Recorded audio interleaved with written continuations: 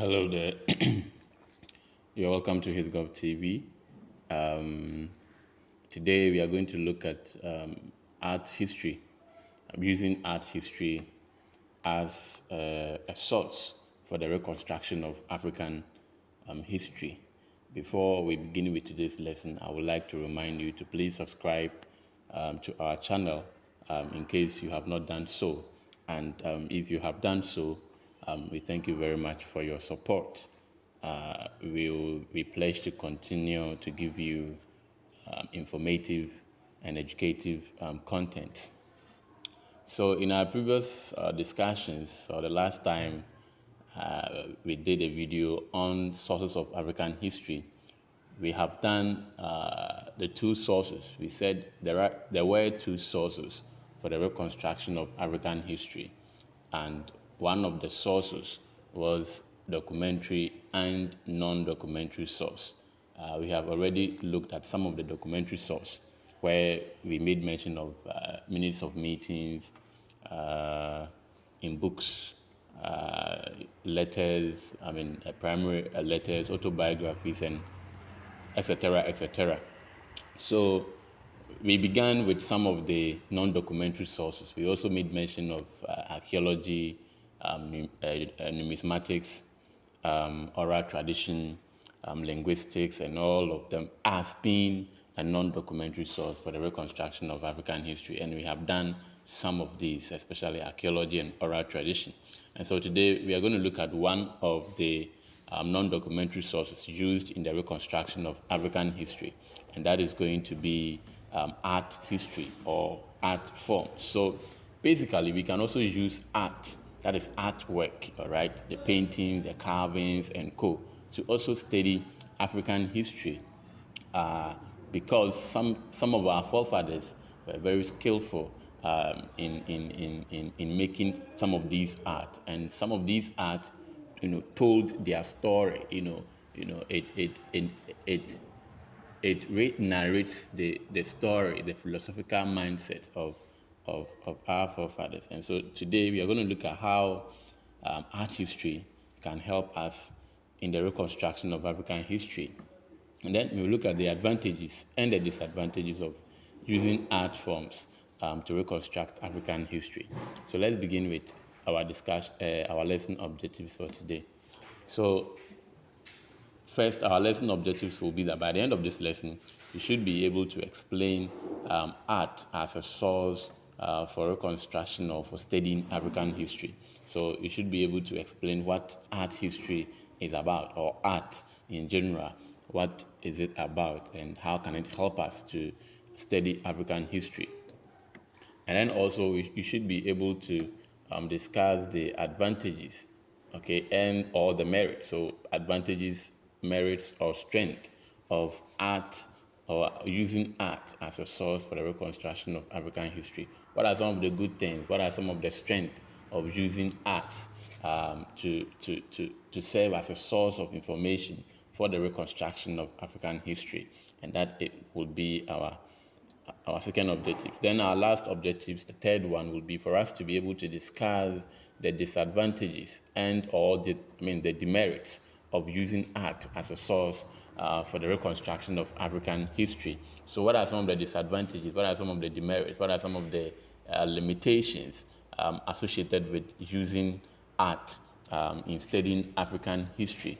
And so these three objectives is what's supposed to guide us in the course of our discussions today. So let's begin with the first objectives. Good. So I have some artworks over here. I will explain them to you in due time. So definition of art history. Bear in mind that art history is actually a discipline where people do study at the university. And so if you happen to study history to a higher level, you could do art history as your master's or something of that sort. So what then is art history? Art history is the study of art forms. So in art history, we study art forms, that is the different types of art that we have. And so what are some of these art forms we study? We study engravings, we study paintings, we study carvings, we study sculpture on stone surface, we study tombs, we study slabs, we study or walls of caves, that's artworks on walls of caves. We study, of course, palaces and also shrine, that is artworks which are also found in palaces and also shrine. Those are not the only artworks that we study. We also study paintings. We also study carvings, molding, okay, weaving, bead making, and also drawing. And so all these forms of art are studied. And the reason for studying all these art is for us to get information about the group of people that painted or that made that art. And that is how we can be able to understand those people. When you look on your right here, the image, the first head art, that's the bronze of the Elefe. It depicts the head of the Oba of Benin. Okay, so this is the king of Benin, and this artwork was done by the people in Benin, and this is to give you an idea about kingship, how the people in Benin at that time, how their king dressed, and all the things you see, they all have meanings to it. This is also another one here. This is the Oba. This is the head of the Oba of the Benin people, and this is how the Oba also dressed as the king of of of Benin. This is the Elephant bronze rather. So you realize that these artworks are there to depict, and when you take a look at some of these artworks, these are not contemporary artwork. These are old artworks, okay? When you take these artworks, you realize that it tells a story about the people. What are these stories? When you take a look at the head of the Oba, for instance, it tells you or it shows you or depicts to you how the people or how the Oba or the king in Benin dressed and all of that. So that is basically what art history is about, the study of art forms. Okay, good. So let's move on to now, what are the advantages and the disadvantages in using um, artworks to study African history or as a source? We are saying that these artworks could serve as a source for the reconstruction of African history, which then means that we can be able to get certain information, certain historical information from some of these artworks. And so, what are the advantages in using some of these artworks to study African history? What do you stand to gain as a historian, and what are some of the advantages in using these artworks to study African history? So one of the advantages that one will gain is that these artworks or art forms have thrown light on the economic activities of some communities in far off times. So some of the artworks that we have found, either in caves or on the walls, or they have actually depicted how the people who lived during that time lived their life. Now, let's take a look at this artwork over here. This artwork was found in rocks and in caves. They are actually paintings, rocks in caves in the Sahara Desert. All right, you know where the Sahara Desert is. Basically, every place is desert. Now, these artworks were found in caves and in rocks. You can imagine if you find these artworks there, what picture do you get from the about the Sahara Desert? Because this image you find here is almost like the giraffe animal, right? Yes, this will be a cow, and this probably will be monkeys. Even look at this, it are cows. Now, when you come across these artworks in such area, it is only telling you that that area had not always been a desert, right? But the people who inhabited that area were once pastoralists, okay, and they reared cattle and also grew some wild what plants. So these artworks have thrown light on the economic activities of the people who lived in the Sahara area because, bear in mind, these people are not there for you to go and ask about their history or about how they live their life.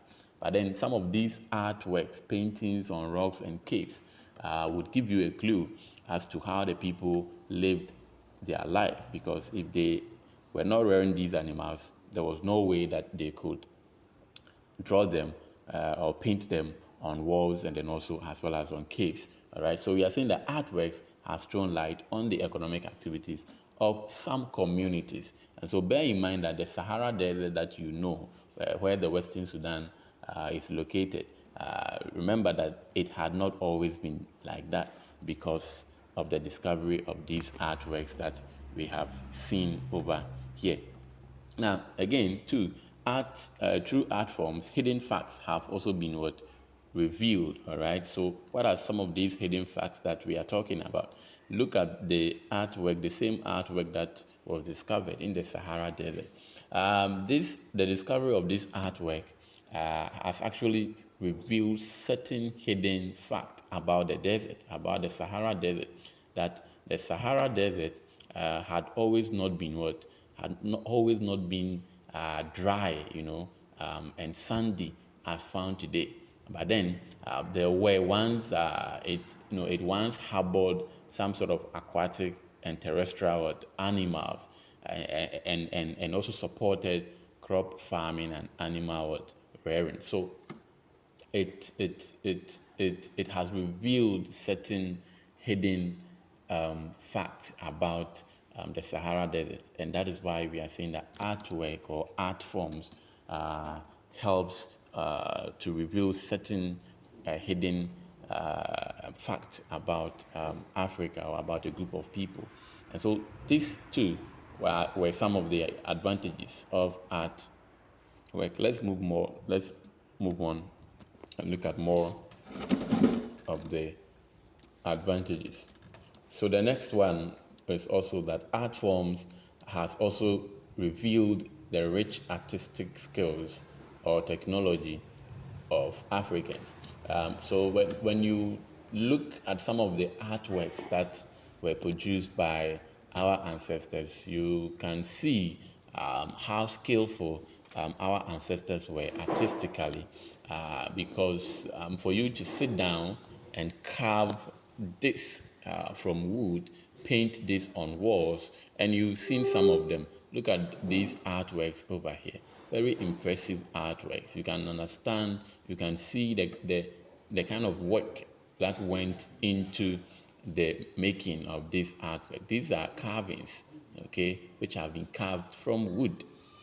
Okay, so basically, we are saying that you studying artwork, using art forms to study African history, has revealed how rich artistic skills and the technology of our forefathers, Africans. So, for example, he said that when you look at the 5-part drinking vessel, which I did not include the image here, and this was, is today found in the Hamburg Museum, and during the colonization period or era, most of these artworks that we are talking about today were stolen by some of these European countries, and the 5-part drinking vessel is an example, and it is currently resting in museums in Hamburg.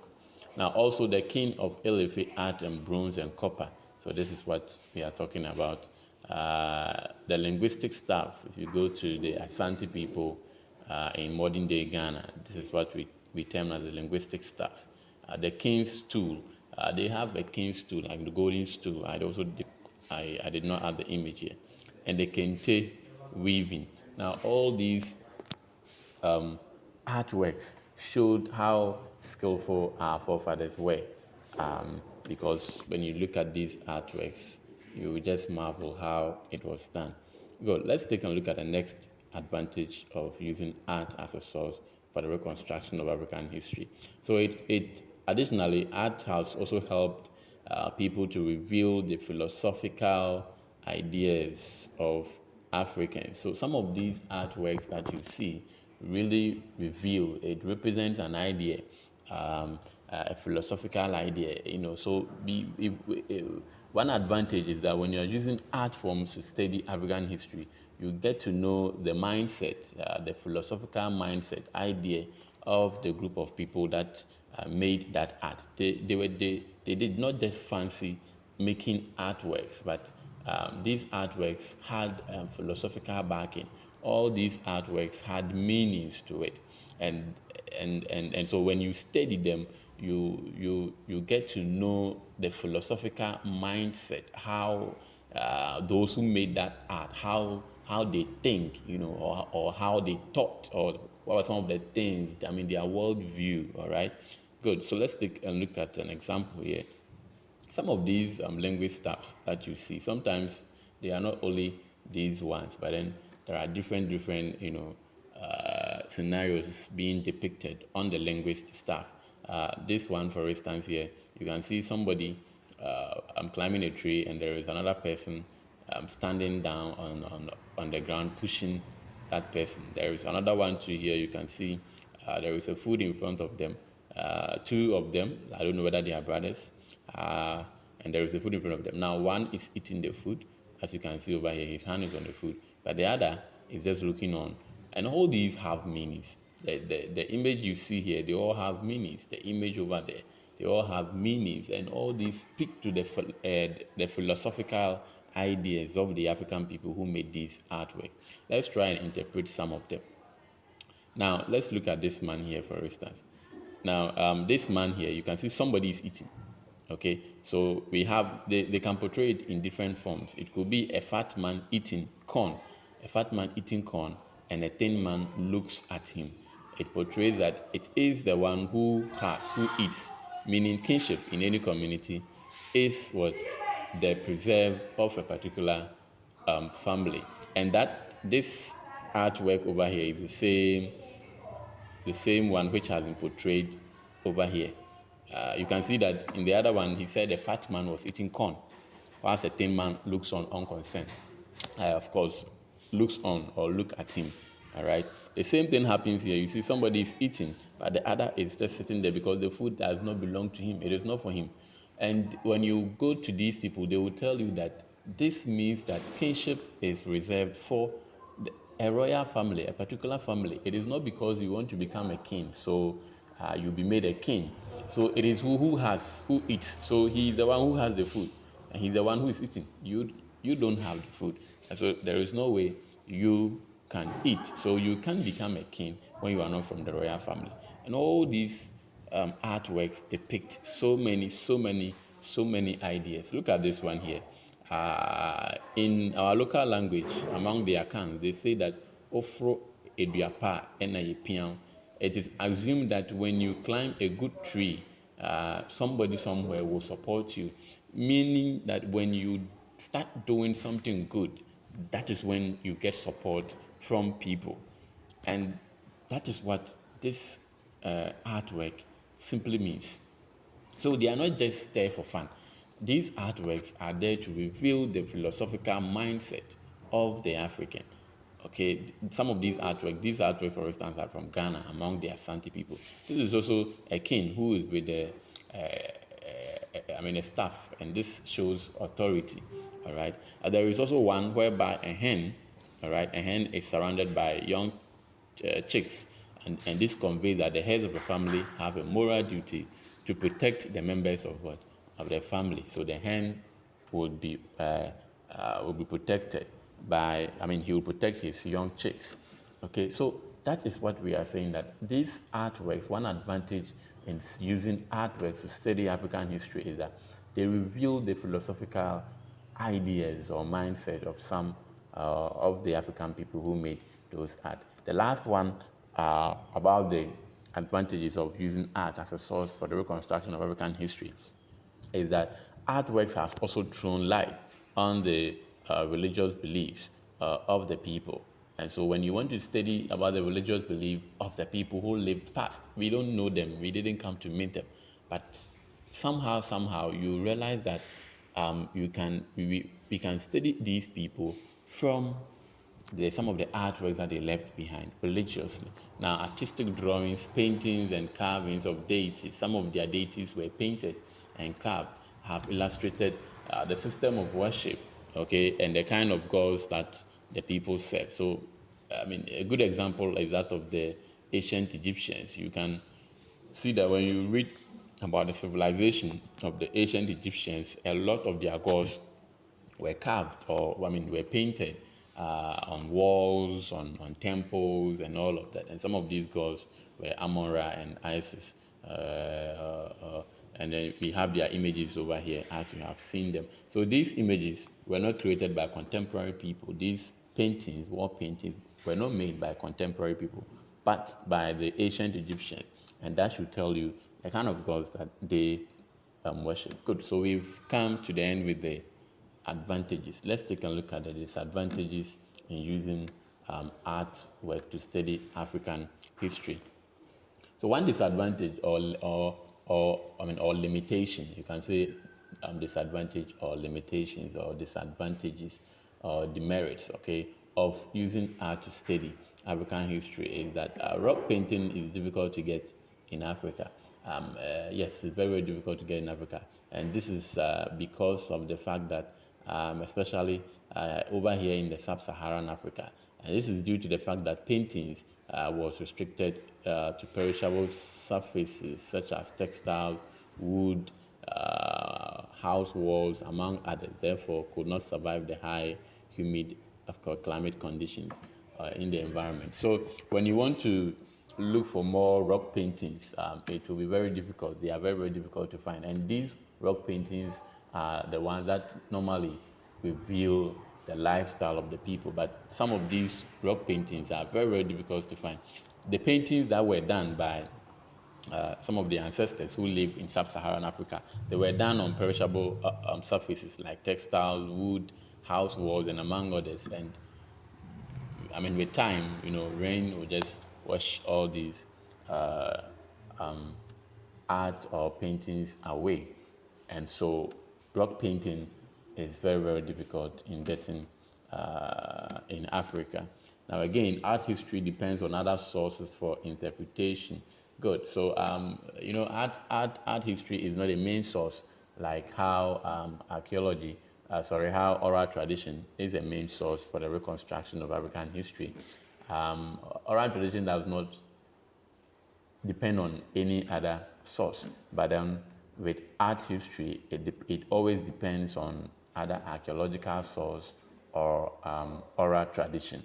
Okay, and so the art history or the art historian may encounter a problem of dating their artistic find. For that matter, they resort to archaeologists in dating things such as prehistoric art, because sometimes it will become very difficult for the art history to determine the number of years of that artifact. And so normally the art historian would rely on other sources like archaeology in using the carbon-14 dating to date the artifact. Good. So this has been a very interactive section, and I hope that you have been educated. So this is a trial work for you. In what 5 ways has art forms contributed to the writing of African history? This was an object question in 2013, and they are basically asking you to talk about the advantages or the merits or the strength in using art forms to study African history. I know you will be able to do that when you come across this question. So have a nice day and subscribe to our channel.